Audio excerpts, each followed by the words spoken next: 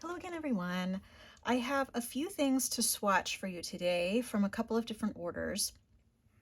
This and the two Roman Schmal watercolors are all from Jackson's.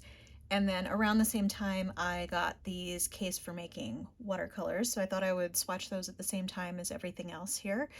So there was a sale on Schmincke sets on Jackson's, which happens often. So I decided to use that opportunity to try out a new product, which is this water mixable oils from Schmincke called Norma Blue.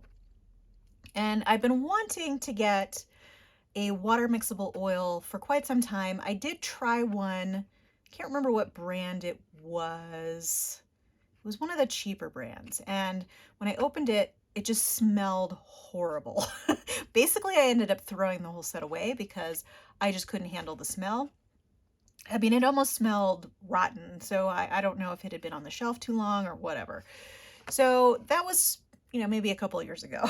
So I'm deciding to try again with the Schmincke. I love Schmincke as a brand. They generally have great colors in watercolor that I've been using. And I figured it would be fun to try and see if this will actually work for me. Oils, I there's a few things that I don't like about oils. First of all, dry time. Second of all, normal oils, you have to use solvents to thin them or clean them, which is why the water mixable ones appeal to me because I really don't want to deal with any solvents. And so we'll get into that more when I open this, but the other Schmincke set that I got is their Horadam gouache. And this is something that I've been wanting to try for a while. I don't think I have any of their Horadam gouache. I'm trying to remember. If I do, it's just a white or something like that.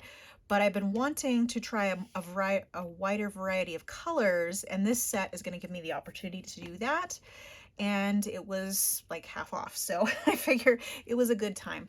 So there's that. And then these two Roman Schmal watercolors are two new colors in their line. They've released, I forget how many, but it's quite a few, at least a dozen new colors, and these are the only two colors really that I wanted to add. I have so many Roman Schmal watercolors and so many watercolors generally that I just really wanted to go for the ones that I knew that I would really like.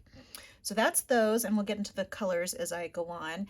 And then these Case for Making watercolors, a couple of them are new colors, this Storm and Hot Pink. Those are new colors. And I think these are all colors that were already in their line.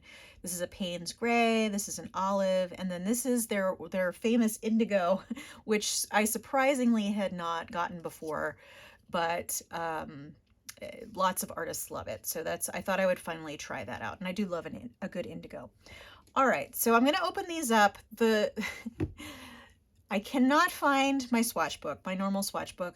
We've been having plumbing issues in the basement, and that's normally where I have my filming space, my office space, all of that. And I haven't been able to use it while this is all going on. So I have been, moving things around from place to place, and I am losing everything. So it's really a pain, but I'm hoping that it will be resolved soon. I mean, it's been a really long time, so hopefully at some point it will get resolved.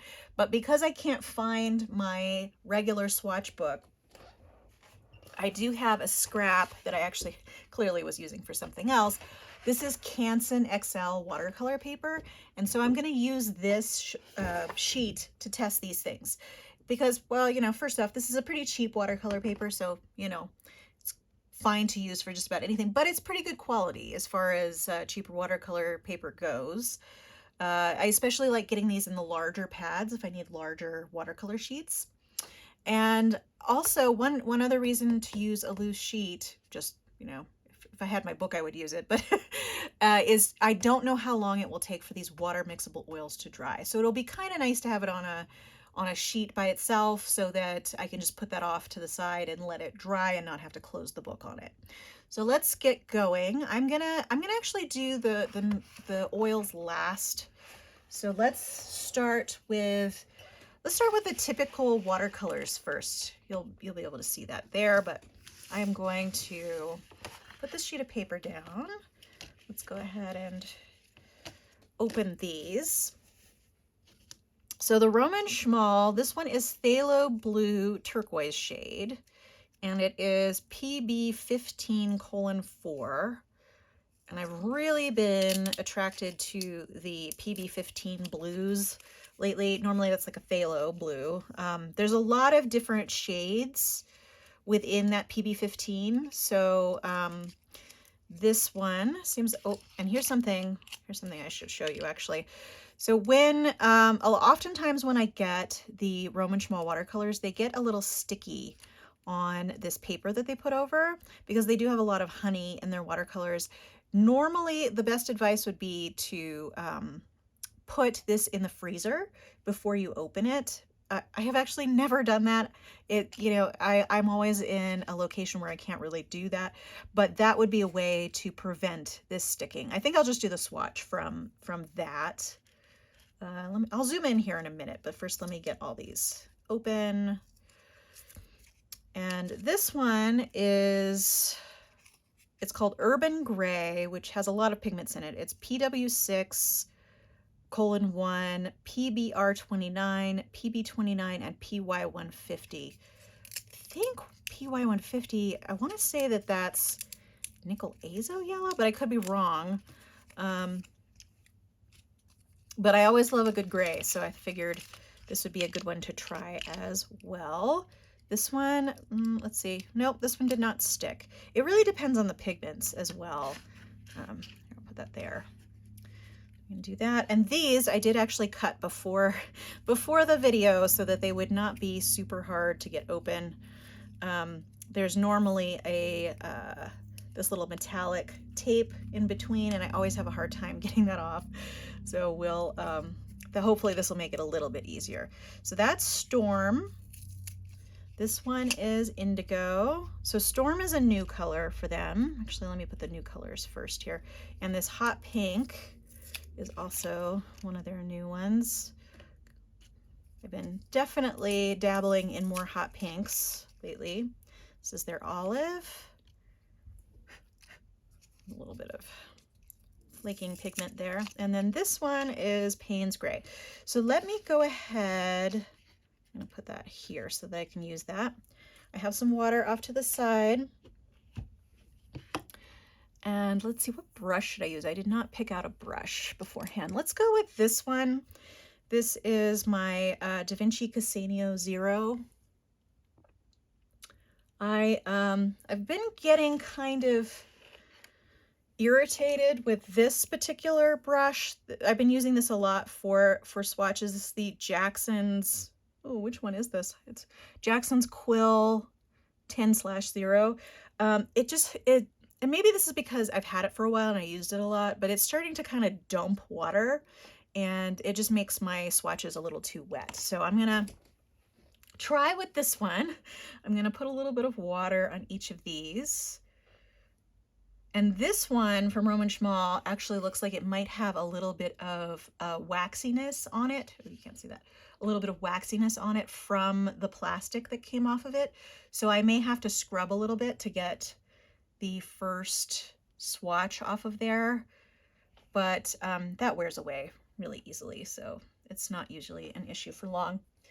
All right, so let's start with the Roman Schmal. I'm gonna actually do this blue first because I figure I can just get some blue off of here. And this is a really intense color. Let me move this down so that I can do it in the corner here.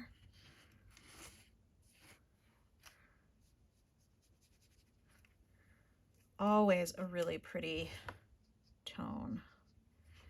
But one thing that I like about these is you don't need to use a lot of pigment. I'm trying to build up the pigment on the end here so you can see, like, really saturated. You don't need to use a lot of pigment. They're really, really concentrated as far as tinting strength. You, let me put that there.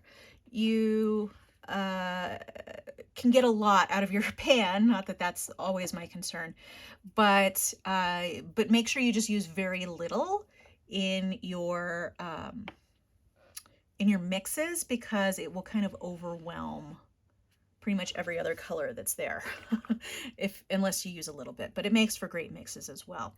So then here is this urban gray, and you'll see, well, it's not too bad. There is a little bit of a waxy film, but it doesn't seem to have affected that much. Okay, whoa. And I'm just kind of going so that you can see how it fades out. It's got a little bit of glare now, but when it dries, you'll get a better sense. And then when I get these off of the paper here, I will hold it up to the camera.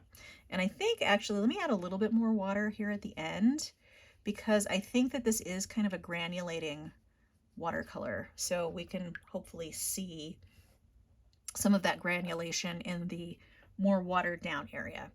All right, so I'm going to start with the two new Case for Making colors. This one is hot pink. Let me get a little bit more here. And these are handmade colors, so you are going to kind of get some variation in texture from typical watercolors. That's actually really nice with these three colors. I bet you could do some fun stuff with that. The next one is Storm, which is a lovely bluish gray, which is always one of my favorite types of colors. Let me actually get a little bit more there again. That's beautiful. It looks like it might have a little bit of shimmer. I didn't think it did, but you know, we'll see as we go. Oh, and now that I have those colors off of there, I can show you urban gray. And yeah, you can see some granulation happening here.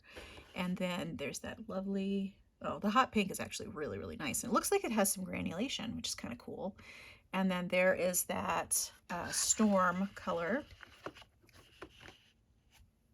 And then let's go on to Payne's Gray by Case for Making. So yeah, I was kind of curious as to how it would stack up to the other grays. It seems kind of similar to the urban gray, actually. Fairly similar to the urban gray. A little bit more, little less warm, maybe, on the cooler end. And then I'm going to do the indigo last. Here is the olive. Oh, lovely. Yeah, that's a really good color. I love that. All right, and then last but not, I keep flicking water on here. Last but not least, we have this indigo, which I'm actually going to put up next to the other blue. Oh, wow. I can totally see why people love this indigo.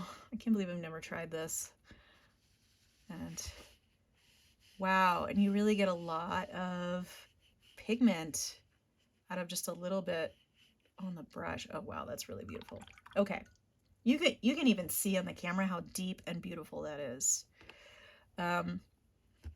Let me see if I can get a little bit more diluted there so that we can see what it looks like.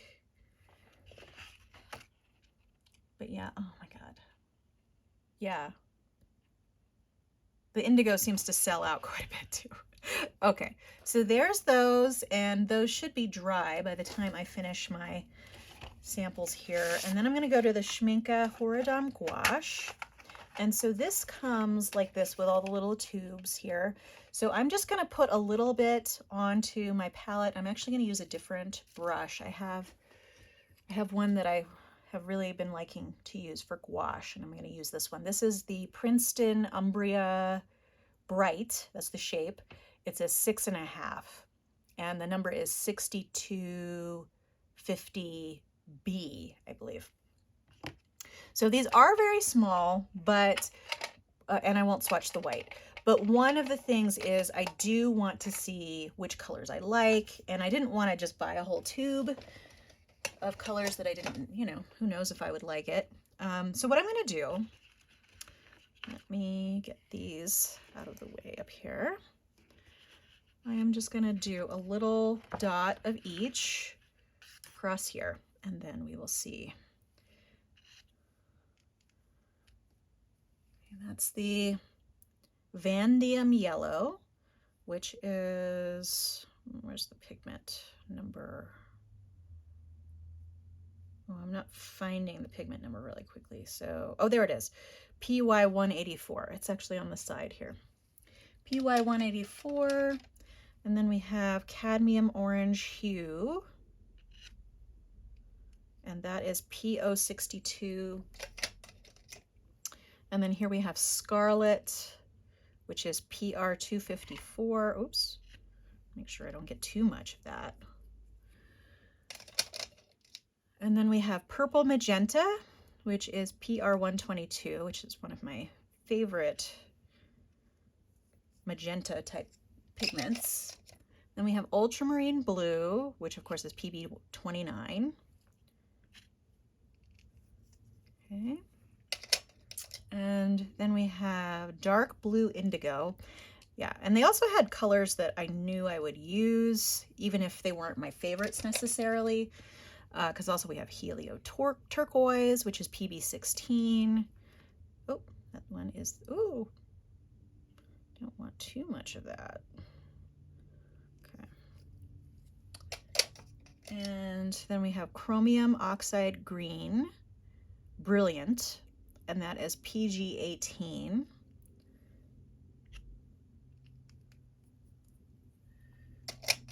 And then we have chromium oxide green, so I guess that's not brilliant. It's just regular. Oop, that one really wanted to leap out of there. Okay. And then we have raw umber.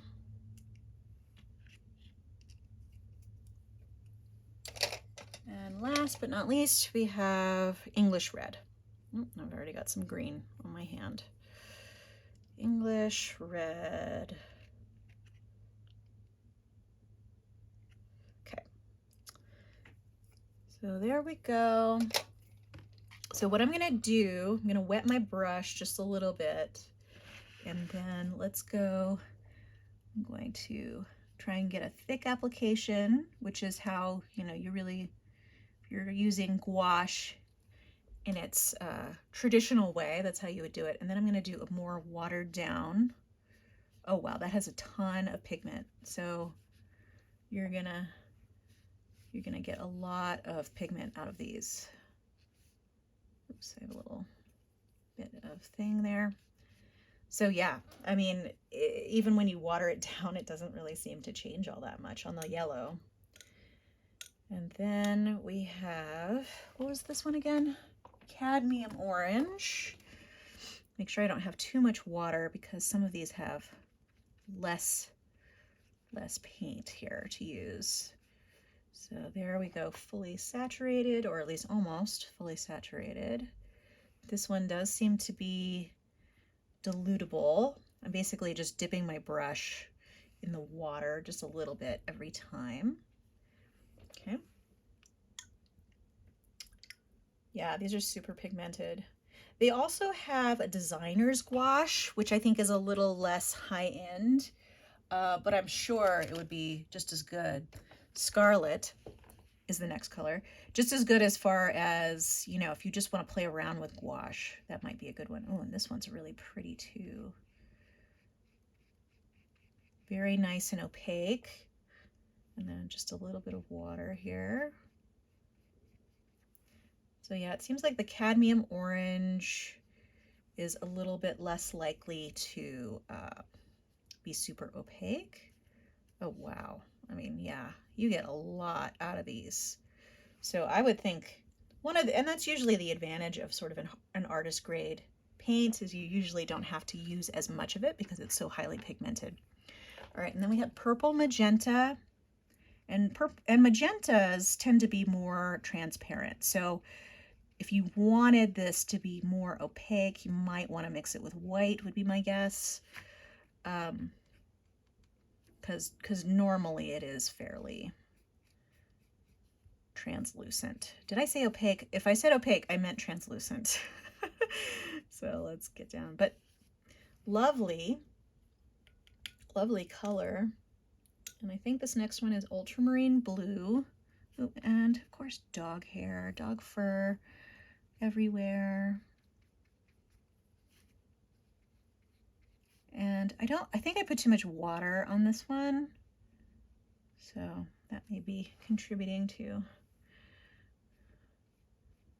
not as opaque. Oh, it looks like I had more pigment up above. Okay. But these are all super vibrant.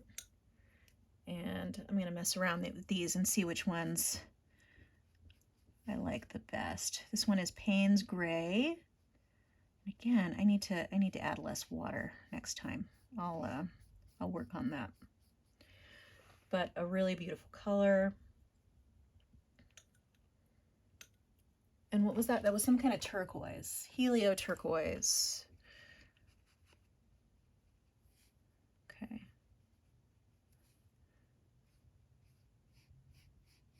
Looks like I left too narrow of a space there. Try to get more water out of my brush this time. And then this one is Chromium. This was that Chromium Green Bright, I think it was. Ooh, that seems, well, and it's dried a little bit on the paper. So yeah, that was a little harder to get an opaque application there. Okay. And then we just have regular Chromium Green.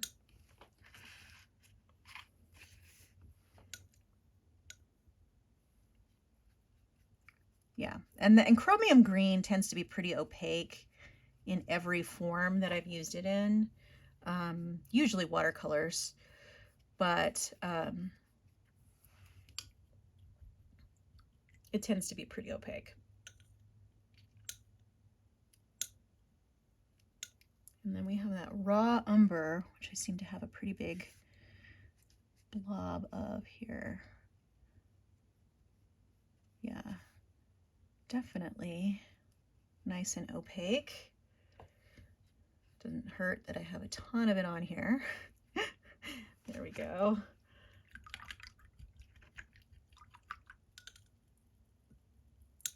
And then we have this, is it Venetian red? English red.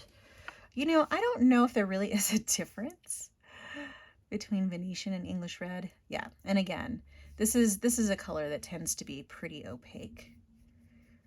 But overall, you know, kind of a basic set as far as colors go, but I would say a really nice basic set. Very beautiful. Let's go ahead, let's see. I'm gonna add the magenta.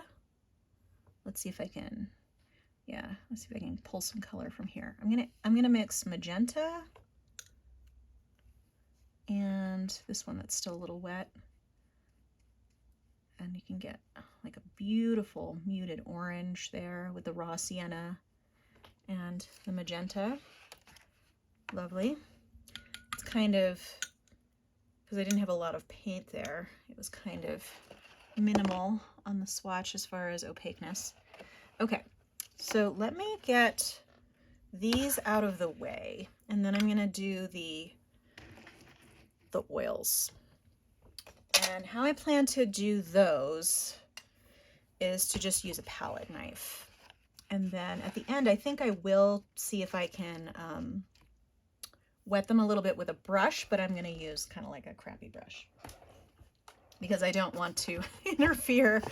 I don't want to interfere with my watercolor brushes. Okay, this is the one package that I did not, oops, that I did not get rid of the tape. So let me do that real quick.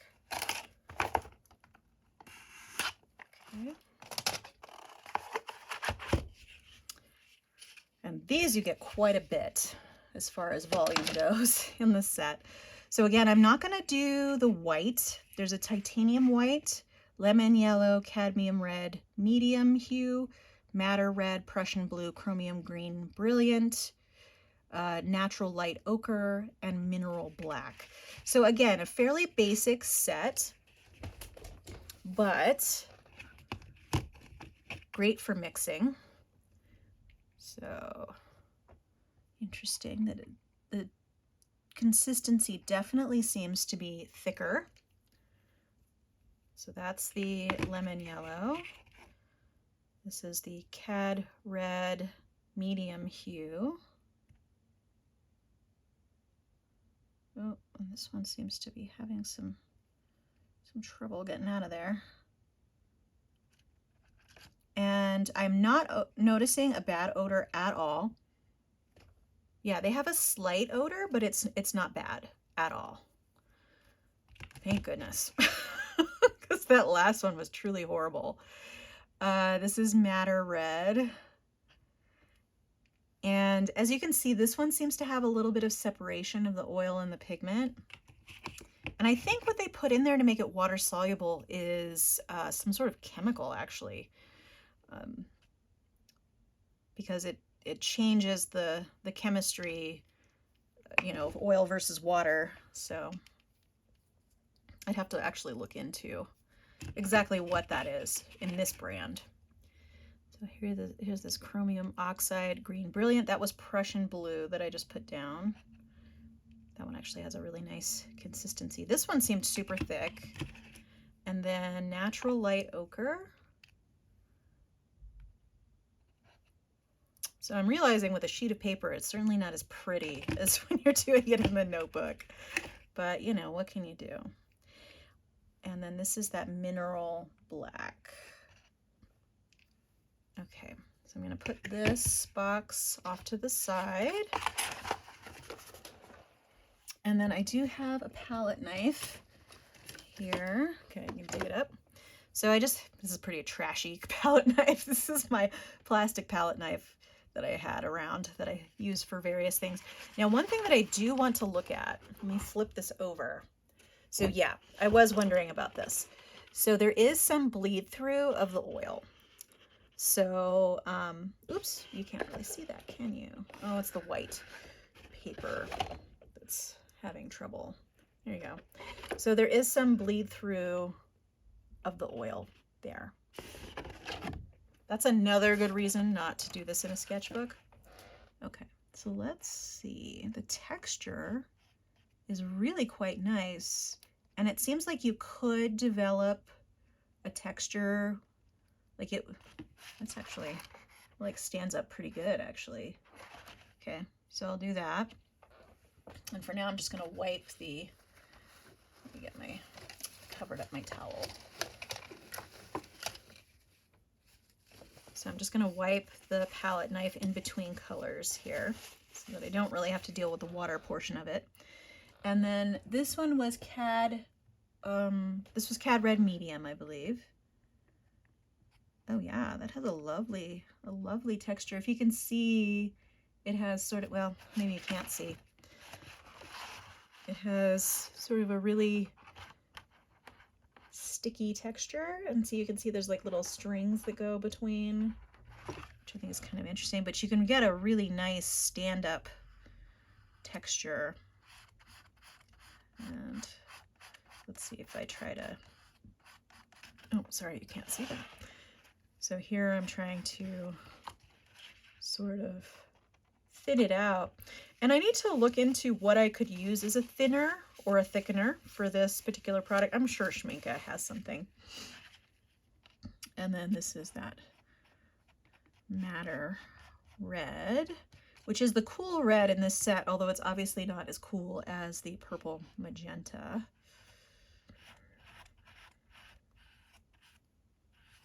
And so what I'll do is a follow-up on this is I will tell you how long this took to dry. Actually, I'm going to do the same here, spreading out. I mean, with acrylics, this would probably already be dry, but it's obviously not dry yet. So I will let you know how long it takes for this to dry. Oh, that's beautiful. That's the Prussian blue. And what's interesting is this doesn't have an ultramarine blue, but I suppose you could just add a little bit of red to make it a warmer blue like ultramarine is. I don't have a lot of experience with mixing oils, so it'll be kind of interesting to play with this and see. Okay. So that's that chromium green. Seems like that can get much more translucent than some of the others. There you go. And forget what this color was. Kind of like a yellow ochre, but because I put the box aside. Okay, there you go. I do love the texture of these. It's really, really nice and creamy. And, oh, and that's a really deep black. Nice. So if I'm going to be painting with these on paper, I would probably try to use oil paper or something that I know that's not going to bleed through. Because let's take a look again at the underside. I mean, there's only minimal bleed through, but I wouldn't use this paper for that. Okay, so what I'm gonna do is I'm gonna dip my palette knife in a little bit of water, and then, oh, clearly it was dirty, but yeah, it seems like you can water them down, basically. Yes, I must have had a little bit of that black left.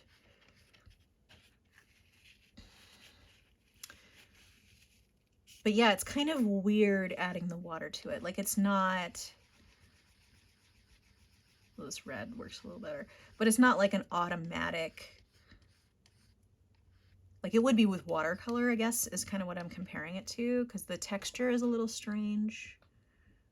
You can see it running off of there, because it's clearly, you know, it's like oil and water mixing, right? So I'm just going to do that with every one, and then I think we're going to call it done for today.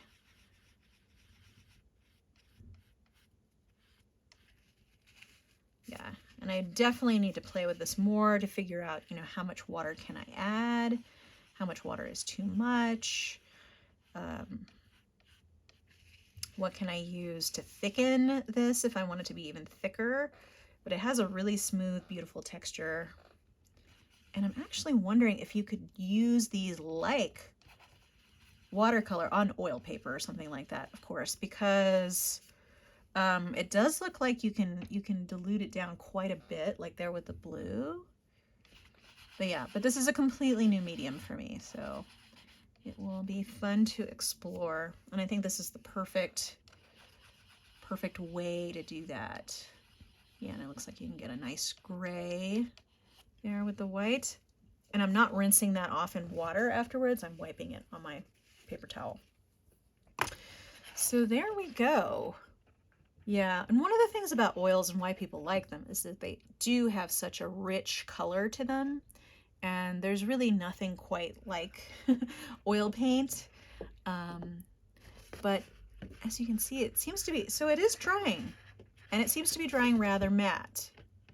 That's still a little wet, but it's, you know, it's drying, which would be much faster than regular oils.